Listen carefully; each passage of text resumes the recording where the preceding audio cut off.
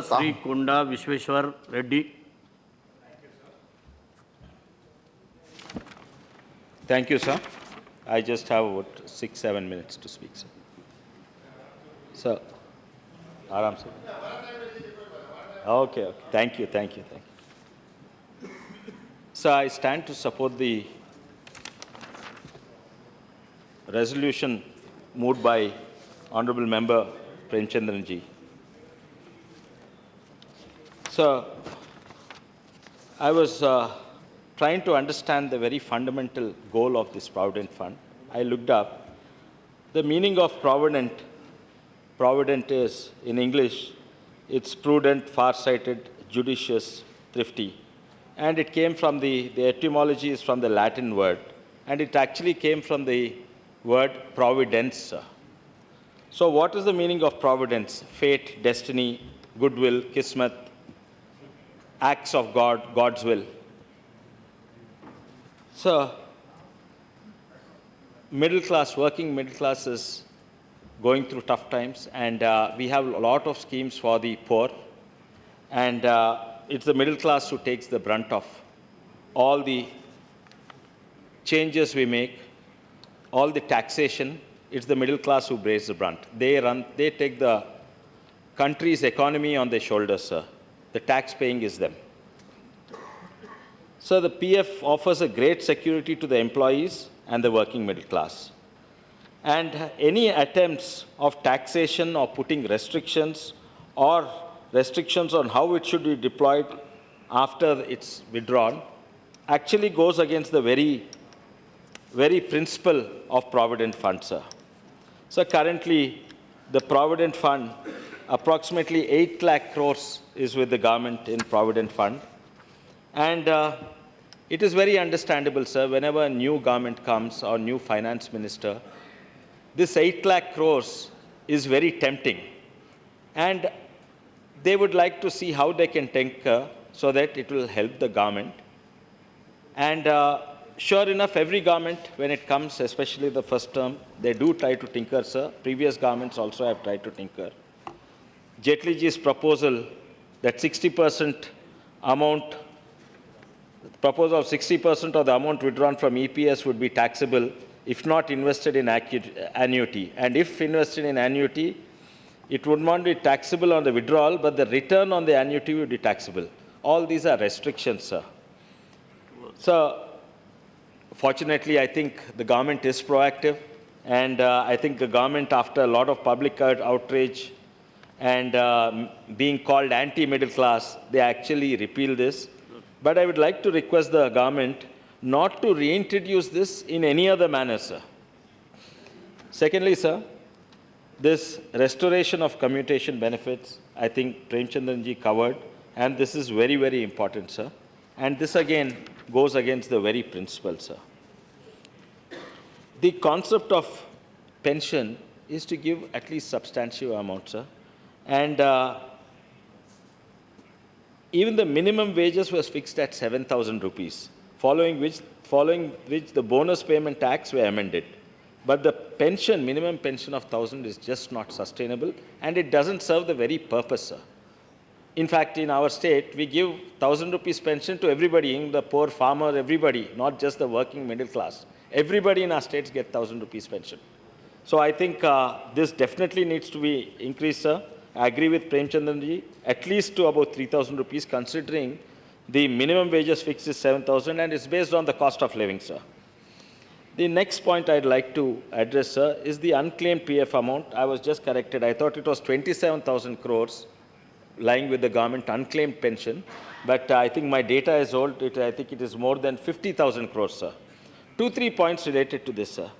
Actually, I was trying to get the aging data of this. How much is unclaimed for 3 years, how much for 5 years, 10 years, 20 years, and 30 years, so on. I'm unable to get the data, sir. I think we should treat all these unclaimed in a different manner. For example, I was working in a big company, sir. I did not claim my Provident Fund for more than 7 years. But I'm still alive, and I would like to draw it now. But there are some who have not claimed for last 30 years or 20 years, and those, most probably, nobody is going to claim that. So I think we should treat that separately. not just the unclaimed, but it will not be unclaimed in the future also. Those definitely have to be deployed in a very efficient manner, sir. For example, I think the suggestion of using it in housing scheme or geriatric healthcare, or maybe even redistribute everything about 20 years of unclaimed to the current PF accounts. So there are many good ideas, sir. I think the housing and healthcare is a very, very good idea, and we need to segregate after aging the pension, sir. The second thing, sir, this pension is being deployed somewhere. Even the unclaimed pension is not frozen and lying idle. It is deployed somewhere. It is invested somewhere. But the interest on this accrued, if I claim after certain years, will not come to me. I think that definitely needs to be relooked into, sir, because the money is earning something. And let that, whatever that money is earning, in my case, if I claim after 7 years, let it go to me. Or whoever the... So I think the aging, and we have to analyze the aging and treat each one separately, sir. Then the 8 lakh crores, how it's deployed, I think approximately 15% can be employed in, deployed or invested in equities, stock market, sir. Last year, and who manages these funds? I think reputed fund managers, SBI and ICICI Security, HSBC, UTI, all these fund managers manage these funds, sir. So, and these are probably about 1 lakh crores plus of being managed by these people, because I think it's 15%. And last year, sir, actually instead of making money, we actually lost 9%, these fund managers, and it probably reflects because they invested in stock markets, the stock market has fallen down, sir. So, maybe some of these amounts have to be insured, if it is possible, so that insured against significant losses. And secondly, if the stock markets are good, there's no compulsion that it has to be, because up to 15% can be invested in stock market. So at times they have to reduce the amount of investment in the stock market, because the whole idea of pension and PF is security. Now, if you invest in a speculative market, that security is removed. So I think the amount should be varying and it should go with the times. If the stock market is not performing well, I think these fund managers and the government should proactively change or reduce this amount, sir.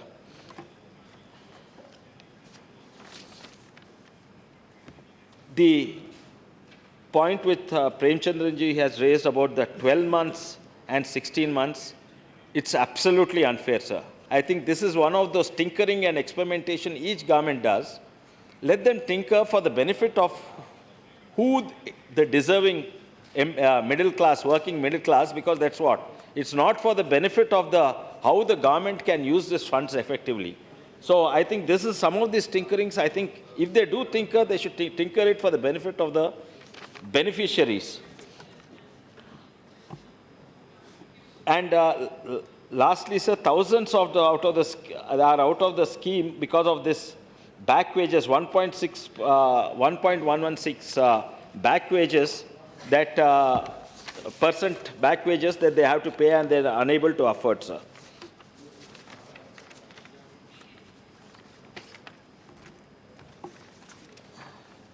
Lastly, sir, currently I think the yield, overall yield is quite less. But if the yield is more, that benefit also should go to I think it's 8.85%, 8.8% the interest on PF accrued. And we should look at it considering the inflation rate, considering the bank interest rates and all this. Maybe we should consider increasing to 9.5%. I think it is easily possible to do that, sir. So before I close my discussion, sir, I would like to point out that it's not just in name it should be pension, sir. It should be in letter and spirit. And it is not just the working middle class. We should also explore ways to bring in the unorganized sector, which Premchandranji mentioned as well. And many of the governments, state governments, sir, other than having government employees, they have these part-time employees, there are contract employees, outsourced employees, various categories of employees, sir. it is extremely important to bring those people also under the PF and pension scheme, sir. And lastly, I think the government will be proactive because we have seen they have been proactive when there were protests about by the middle class. And I wish the government well, and I wish they take into consideration the logical points which Mr. Premchandran ji raised, and I support this resolution, sir. Thank you. Honourable Member Sri Om Birla ji.